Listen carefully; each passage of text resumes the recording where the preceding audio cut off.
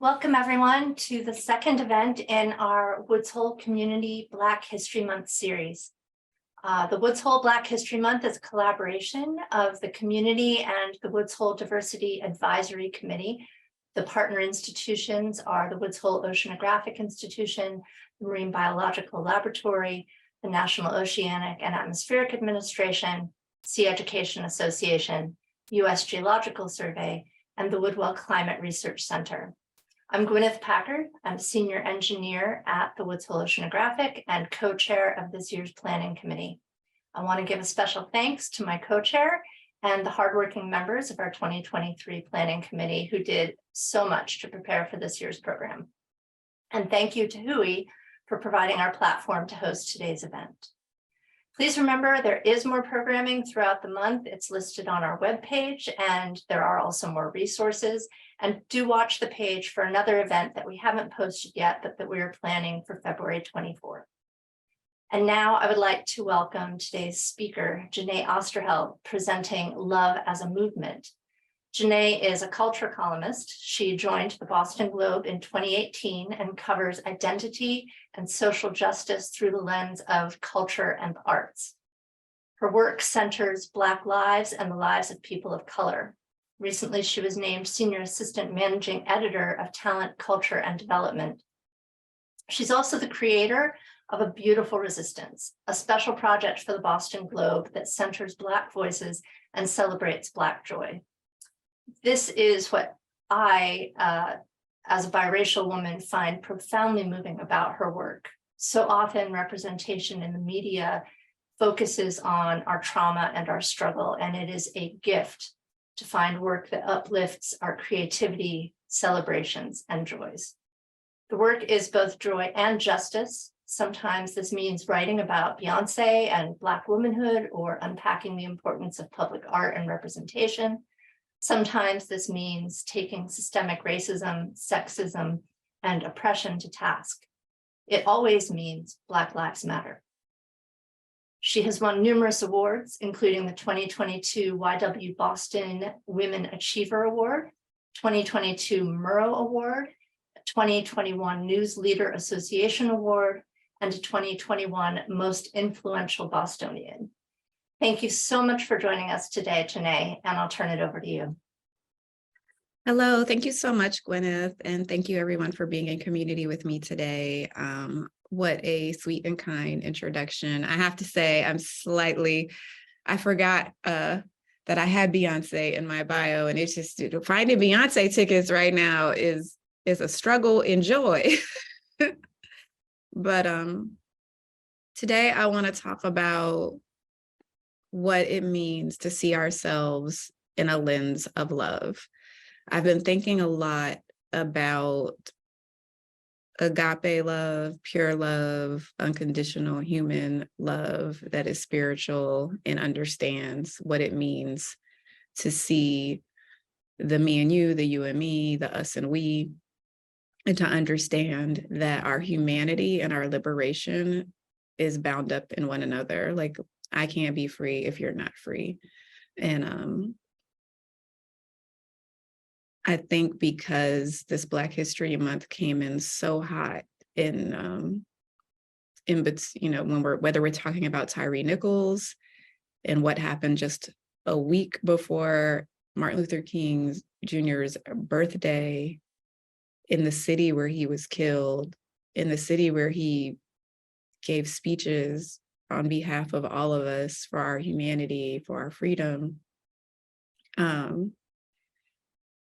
And on the heels of Embrace, which was polarizing for so many people. There are those of us who love it and understood it in 14 communities who consulted on the making of it. And then there's people outside of our community across the country making tasteless jokes about it and reducing it to something that it isn't. And all of this has made me really get into a place of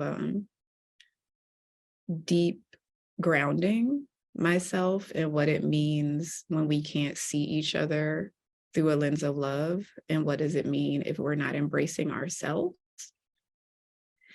And I'm gonna take a little pause here and show you something that I worked on. Some of you may know that for the past 3 years, I've been working on a multimedia series, A Beautiful Resistance, which centers Black joy, Black lives, and the lives of other folks of color and marginalized identities too. Before Embrace was unveiled, I started working on a series around Black love and what it means to embrace. And here's a snippet. Bear with me, my screen sharing skills are limited.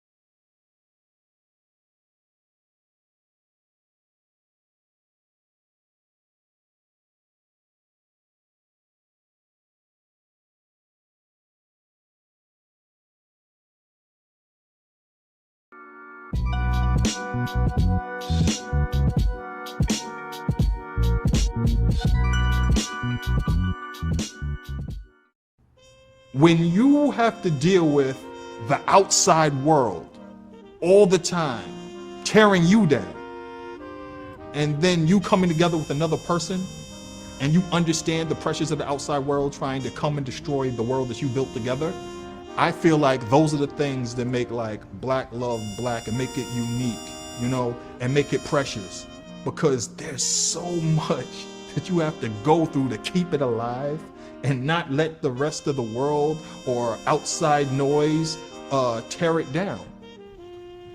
What makes Black love Black is the love we experienced in our parents, the love that we have within our families, our family values, the food we eat, the music we listen to, the way we look out for each other and just know how to recognize family, even if it's outside of our bloodline.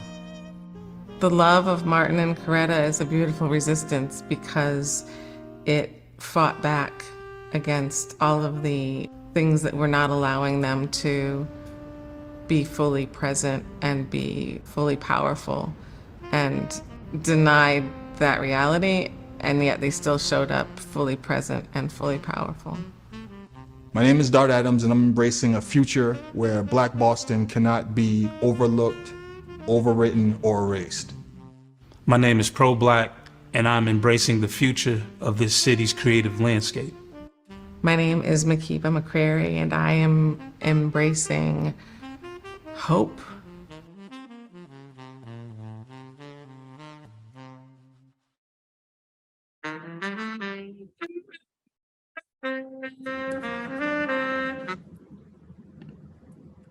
Okay, that is a snippet of some of the interviews and conversations I've had around embrace, around a Black love, around what it means to live a life that is a beautiful resistance. Season 3 is going to be told exclusively through a lens of love, romantic love, sisterly love, friend love, family love, community love, love of the culture, all types of love. I think as I've watched conversations around Tyree Nichols and the Kings and Embrace and Hank Willis Thomas devolve, it's sort of sent me down a rabbit hole of trying to figure out why we continuously seem to struggle with understanding love's place and how we move, and love's relationship to justice, and how inherent conscious and subconscious hate of self and hate of one another, anti-Blackness, racist, pretty much the racist air we breathe every day, because this country was born of violence. And when you are born of violence, violence just ultimately begets violence, which is why all of our monuments typically celebrate war and violence. So it's rare you even see yourself typed in an image of love. And for all of our celebration of Dr. King, we so often kind of forget how radical he was and how the love him and Coretta Scott King shared was radical, because it was not just romantic, it was deeply spiritual and agape love that helped fuel a movement. And when we allow love to lead us, it doesn't mean we're never angry. It doesn't mean that everything is perfect, because a lot of time, righteous anger comes from a place of love and wanting to protect the things we love. I'm thinking about what Martin Luther King Jr. said and during his "Where do we go from here" speech. And he said, ultimately, a great nation is a compassionate nation. What is needed is a realization that power without love is reckless and abusive, and that love without power is sentimental and anemic. Power at its best is love implementing the demands of justice, and justice at its best is love correcting everything that stands against love. We talk so much about how, every generation is our new hope. Every generation is going to save us. The younger generation is always our new vision. And some of that's true, because every generation benefits because the generation before gave a little more. But it's also unfair and cruel to expect them to labor for liberation when we feed them oppression and we raise them up in reckless disregard for humanity. And when I say that, I'm thinking about housing injustice and economic injustice and pollution. And, we're in the middle of, over the weekend, it was a wind chill of -30, and now we're, almost 50 degrees. That's not healthy. Everything around us is showing us that how we're living is not loving. And we still choose the opposite direction. And it's just kind of informing everything I do right now. And that doesn't mean I'm doing everything right, but it is guiding every word I write and every space I walk into and everyone I embrace. And I'm really excited that our state has something like an Embrace Monument, whether you like it or not. I don't really think we have to think something is pretty to appreciate its sentiment. I think it's pretty, but that's my opinion. I think I will always feel uplifted by arms wrapped around each other, loving one another. I feel like by not having their faces be a part of the embrace, it allows you to see yourself in it and challenges you to find yourself reflecting on, who are you embracing? Are you embracing yourself? Have you been held lately? What does it mean to you when someone shares space with you? How does it change your trajectory? And why do we struggle so hard to share space with our own selves? Something Hank Willis Thomas said to me was that Black love and Black joy was so beautiful to him because it didn't just embrace Black people, it embraced everybody. And I've been thinking a lot about why it is we struggle to start with first embracing ourselves, and not in the selfish way, not in the hateful way, because I honestly feel like people who oppress, people who subscribe to hierarchy, they don't love themselves, and they're also not free. Because when your power and your privilege and your love rest on hurting others, that's not love. And those of us who struggle with even recognizing our own worth and value, where does that come from? Does it come from an inherently racist, supremacist, oppressive society? Partly, yes.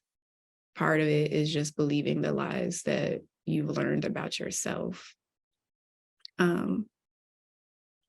But also, how do we start learning to love self? How do we start learning to love one another beyond trite anecdotes? What does that look like in practice? These are things I thought should be simple, but they don't seem simple when you look at the world we're living in. When I'm thinking about Black resistance and Black life and the lives of all of us, of all identities, of all faiths, of all colors, of all lived experiences. Why is the human condition so stuck on hierarchy and hurting one another for the facade of benefits and power? It feels like sometimes we've lost our way when it comes to what joy and love are supposed to be in practice. And I can't fix it. I'm one person. I can take steps. I can be a building block. Each of you can be a building block. But we all have to start to really grapple with what it means to love on the very teeny tiniest level that starts with, you woke up today. Waking up is a miracle. Waking up and still existing in this form, this way, is a beautiful resistance. Now that you're up in here, how are you going to love yourself? How are you going to hold others? What are you embracing? That's kind of where I've been sitting when I think about Black history and Black futures, which ultimately is American history and American futures. I want to open it up to questions, but also I can keep talking, but I do want to have a conversation with you all.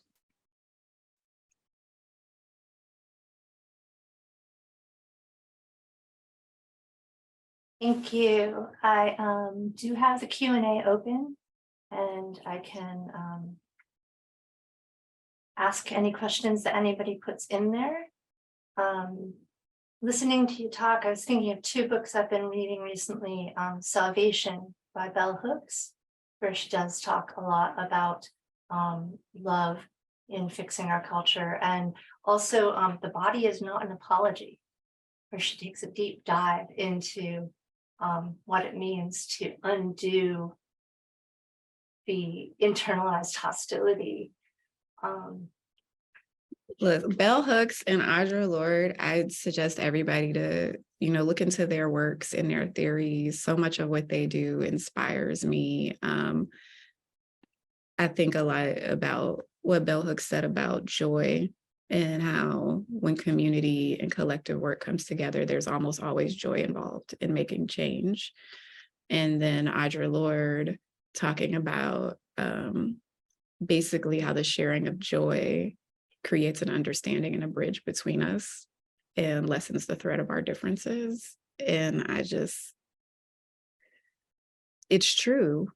I mean, you can see it all throughout history. You can see it when you think about segregation and how white teens and Black teens didn't care anymore once they started going to see blues and jazz. And it was just nah, the joy was too powerful. The love was too powerful. The harmony was real in every way.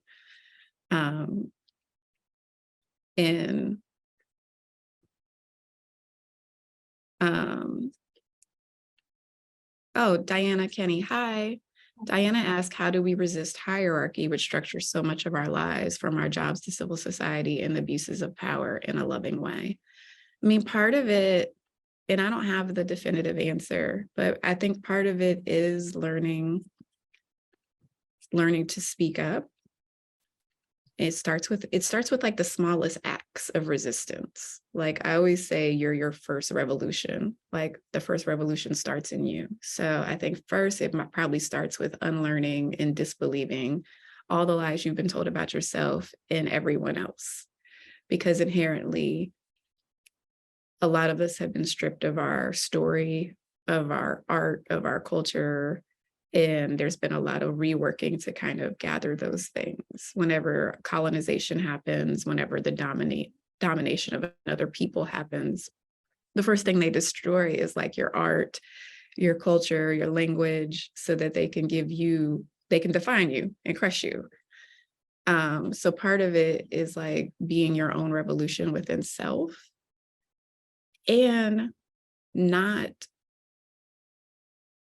when your question is so good, because it's like when you say resist the abuses of power in a loving way, part of it is like what Dr. King said about understanding that love and power, love and justice always have to be intertwined. They always have to be intersecting. I feel like a thing has happened to all of us. And I always operate in the we and in the us, because none of us is exempt from being affected by supremacy.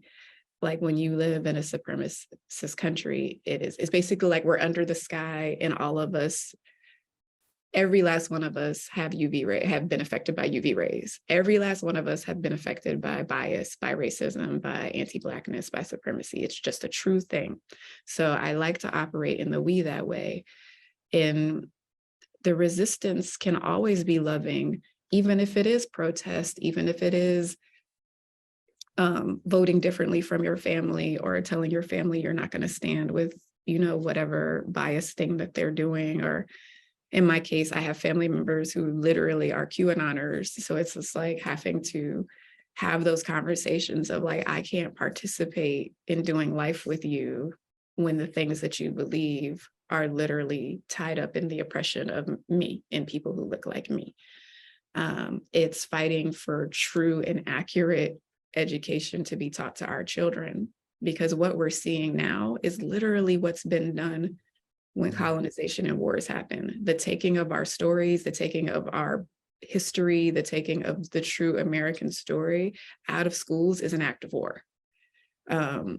It is an act of indoctrination. It is very dangerous, and it's anti-love.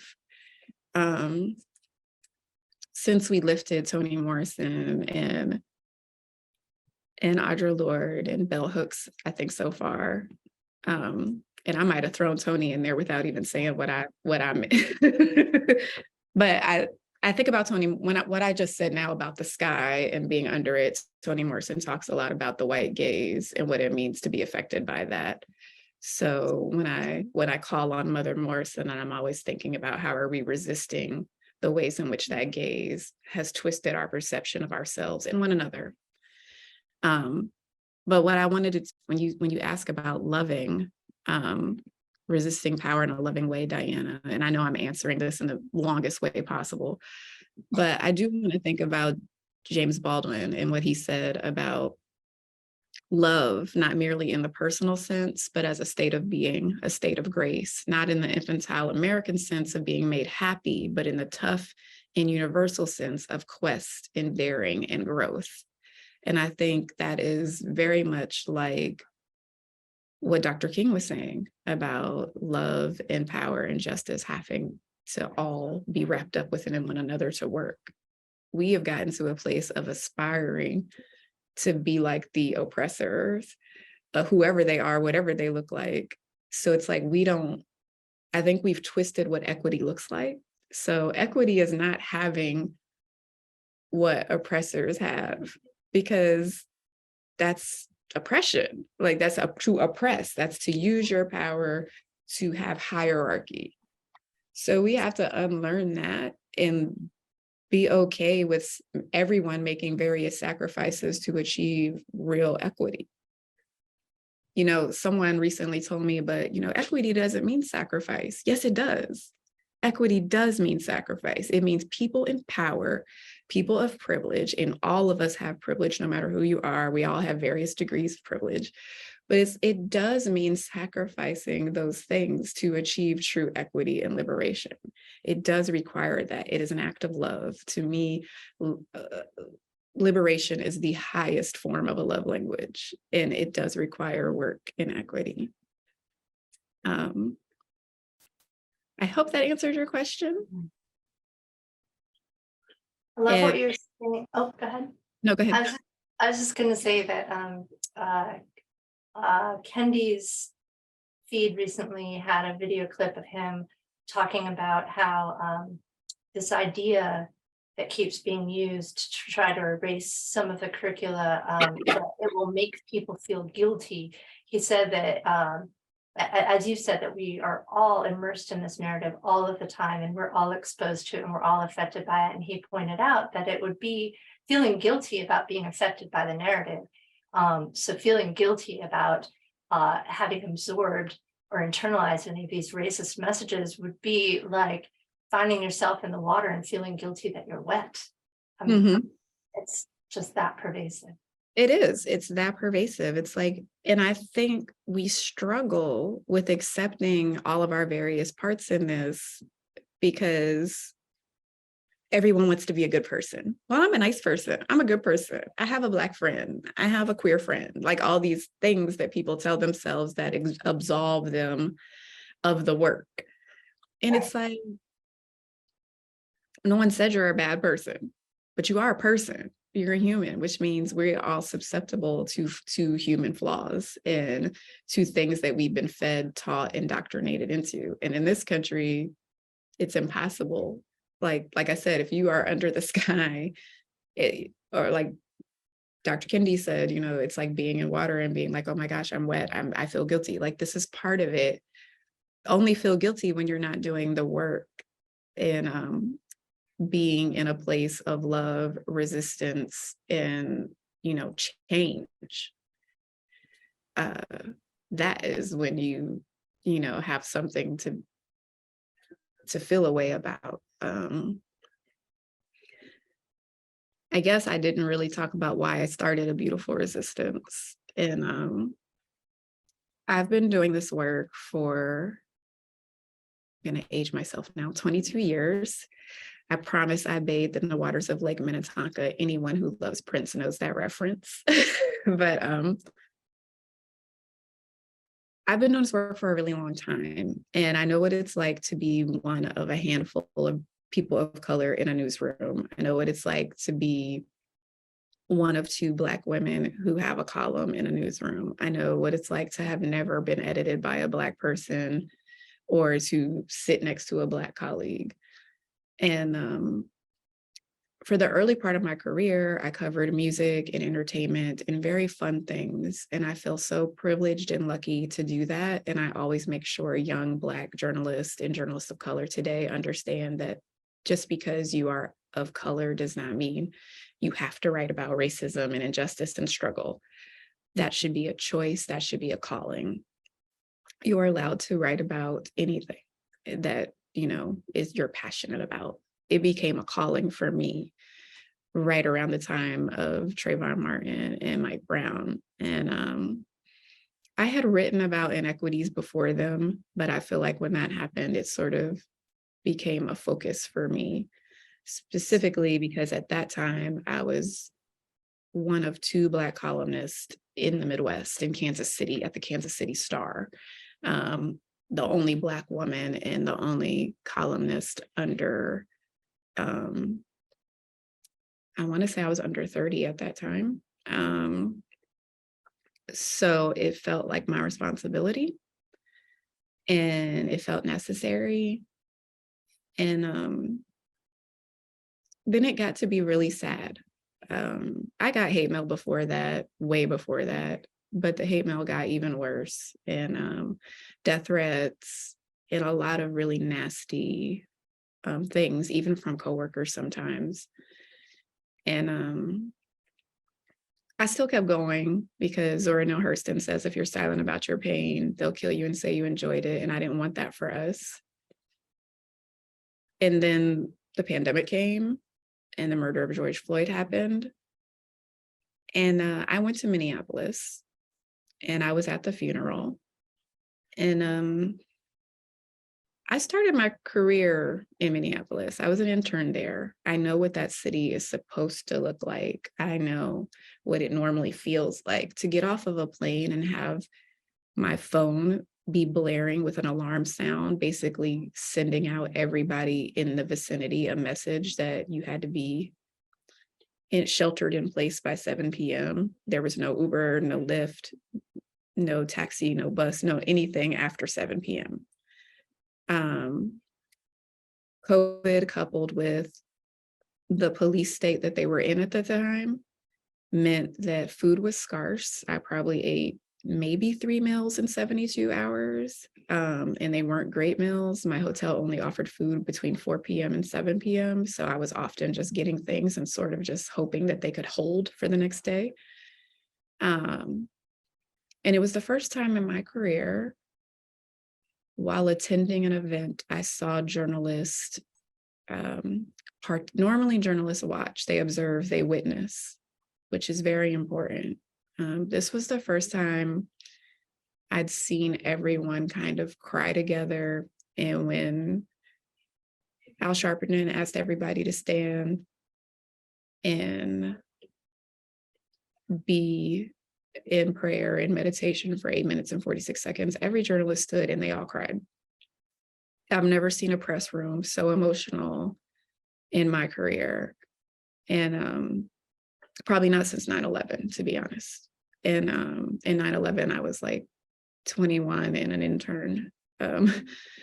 So it was hard, and it was devastating, and it was heartbreaking, and it was just so raw to be in the intersection where he was murdered, to see everyone placing the sunflowers and hear all the wailing and crying.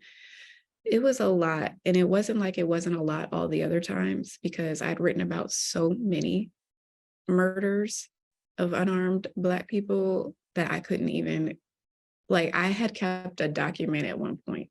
The names were just so many, it got to be too much. And on a plane back from Minneapolis, it was very spiritual, it was very divine. I was like, I need to do something different. And I'm always going to write stories of injustice. I'm always going to fight that system, but I needed a counter narrative. I was like, why is our narrative, why are we always known through our death, through our murder, through our brutality? Why is the Black body always a viral postcard for everybody to see in ways that we never see of any other community in our country?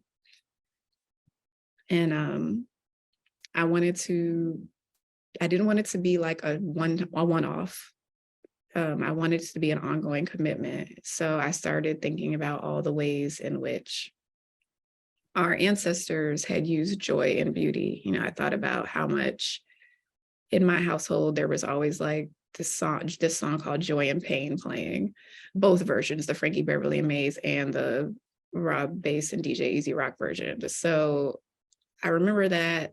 And then J. Cole had his There's Beauty in the Struggle. And you think about like what a lot of people say, you know, from the Bible and the church, and like weeping may endure, joy comes in the morning. And I thought about A Beautiful Resistance. I thought about Sarah Lewis over at Harvard teaching vision and justice, and how she literally shows us how radical of a tool beauty is, which Frederick Douglass knew that. That's why it's no accident he's the most photographed man. Like he knew the power of portraiture and what it meant to create a counter narrative, what it meant to cloak a Black man in dignity and academia and education. He knew what that would do for the narrative, just like W.E.B. Du Bois knew what it would mean to take us to the World's Fair in France and show Black people looking like this, just like Gordon Parks, and a long tradition of kind of reclaiming Black narratives. So it wasn't that I was breaking the mold, it was that I was upholding a legacy of what it means to come into a space like the Boston Globe and create a consistent commitment to a counter narrative that is told with a lens of love that removes the white gaze, that says Black joy matters, Black love matters, and so does the life of all of our other folks of color and other marginalized people. Because Hank Willis Thomas wasn't wrong. I do believe that the way we fight for our freedom ultimately frees others and holds space for others. And, you know, that's kind of how I'm leading with, that's how I look at love as a movement. If we are leading with love, we are taking steps towards liberation. I sat in a class that Cornell West was teaching once, and he literally said, you can't lead people, you have to love people. And he's right.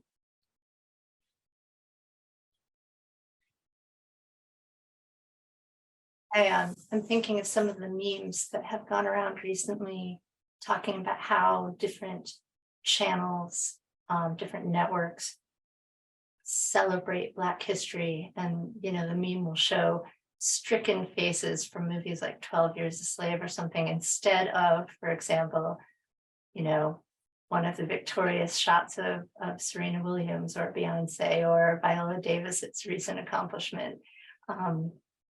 And that's a choice someone's making.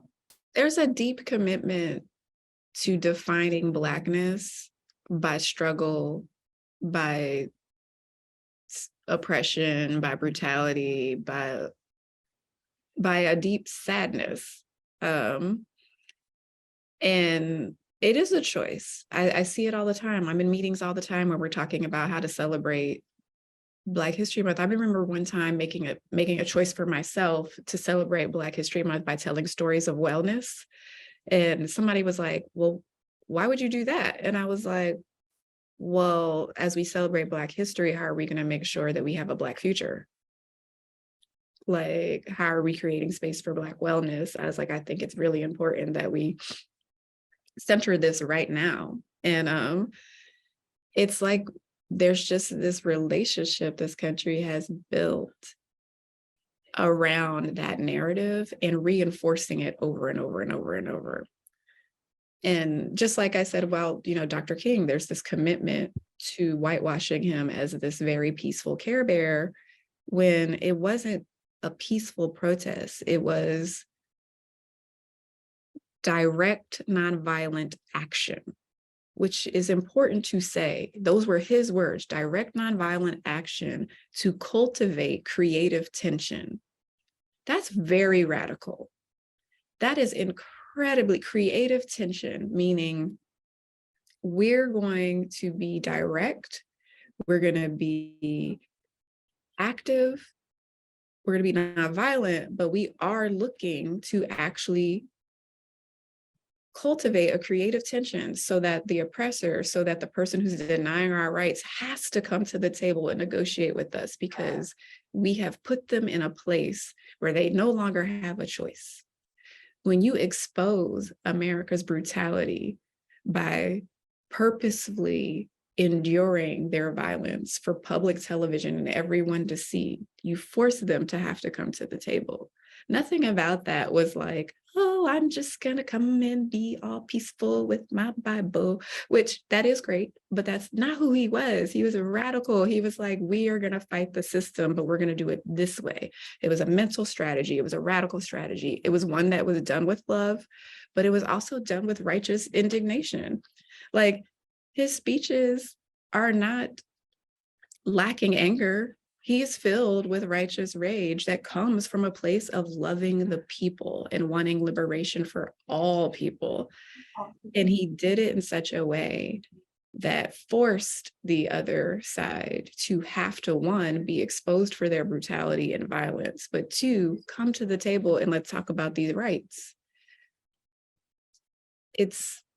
But no one talks about him that way. It's just like they don't want to talk about Black history or Black narratives that way, or Asian folks, Latino folks, queer folks. Everybody gets put into these very purposeful, intentional boxes that kind of paint them as narrow definitions of what works to uphold a system, if we all believe it. And when you paint people in these extremes, when they only get to be like brutalized or they have to be so excellent, you strip them of their humanity. You deny them of their truth, of their fullness. And that's not to say that white people don't struggle. Dr. King became the most dangerous man in America because he understood why folks struggle. He understood that they were oppressed too and that they were poor too. He was trying to galvanize all the poor people together. But it is to say that white people are allowed to have more nuance. They're allowed to have the joy, have the love, and be depicted in these very powerful, beautiful ways that they benefit from that system. And it's okay to recognize that. Saying Black Lives Matter is not saying no one else's lives matter. It's kind of like if all the houses on the block are fine and one house is on fire, and we're like, that house is on fire, give it some water. It doesn't mean all the other houses don't matter. It means this house is on fire. And ultimately, saving that house saves the whole neighborhood. And it's just, everything is on the attack. We are all deeply in these weird places of excessive defense and attack. And I still go back to, how are we loving ourselves? If we can answer how we're loving ourselves, we can better figure out how to love each other.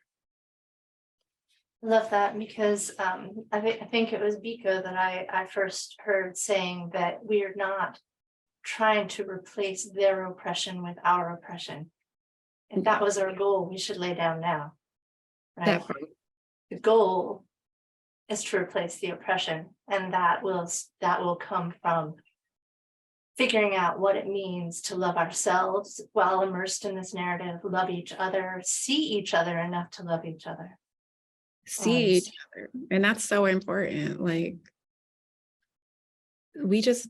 it's why I'll go back to Sarah Lewis at Harvard with Vision and Justice. I feel like visual literacy is so necessary because we have so much to unlearn about how imaging has affected us, not just narratives, but actual imaging. Well, we're coming up to the top of the hour. We do not have to end, but do we have any other questions from the audience? If so, please put them in to the Q&A at this point.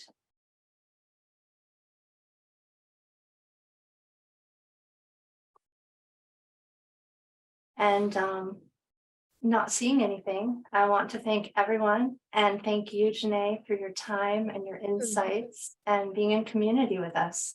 Thank you so much for being, wait, there's one. It was a thank you. Oh, it was a thank you. Thank you. Thank you, everybody. Have such a great day. Happy Black History Month. Happy Black History Month. Thanks, everyone.